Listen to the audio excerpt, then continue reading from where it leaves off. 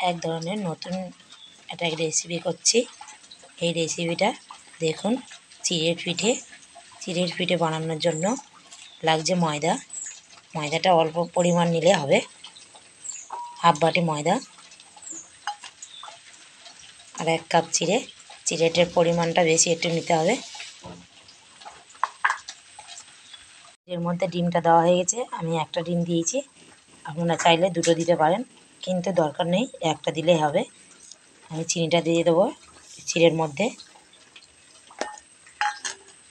আর এই গোটা এলাচটা আমি গুঁড়ো করে রেখেছি, এটা দিয়ে দেবো যাতে কাঁচা ডিমের গন্ধটা যাতে না পাওয়া যায় সেই জন্য। আর সামান্য একটু লবণ দিয়ে দেবো স্বাদ মতন। উপকরণগুলো আমি হাত দিয়ে মাখিয়ে নেব।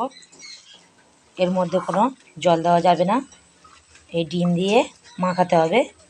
জল দিলে ভালো হবে না, জল দিয়ে ডোটা তৈরি হবে না ভালো করে। দেখুন, মাখাতে মাখাতে চিড়েগুলো নরম হয়ে গেছে। এর আমি হাতে একটু তেল নেবো, সাদা তেল নিয়ে ডোটা ভালো করে মাখবো, তাহলে হাতে আর লাগবে না। দেখুন, তেলটা নিয়েছি, নিয়ে ডোটা মাখবো, তাহলে আর হাতে আর জড়াবে না।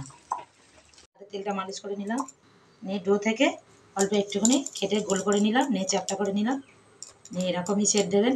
দেখুন, এরকমই হবে। হয়ে গেছে আমার পিঠেগুলো, চিড়ের পিঠে, চিড়ে আর ডিম দিয়ে। আমি এবার ভাজতে যাব, কড়া বসিয়ে দিয়েছি, এবার ভাজবো। তেলটা গরম হয়ে গেছে, আমি আর পিঠেগুলো তার মধ্যে দিয়ে দেবো।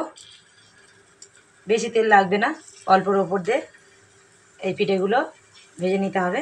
মাছে পিঠেগুলো ভাজতে হবে, না তো জোরে দিলে কালার এসে যাবে, ভিতরে কাঁচা থাকবে, সেই জন্য নরম আঁচে করতে হবে। পিঠেগুলো আমি উল্টে দিচ্ছি। পিঠেগুলো আমার হয়ে গেছে, তুলে নেবো এবারে।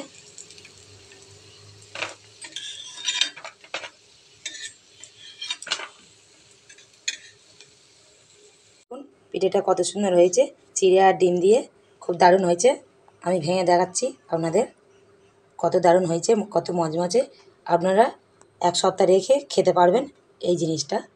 চিড়ে আর ডিম দিয়ে কত সুন্দর হয়েছে, দারুণ হয়েছে খাবারটা, খুব সুন্দর হয়েছে। আপনারা বাড়িতে করে খেয়ে দেখবেন, এটা সত্যিই দারুণ হয়েছে। আপনারা 1 সপ্তাহ ধরে রেখে খেতে পারেন, কিছু হবে না।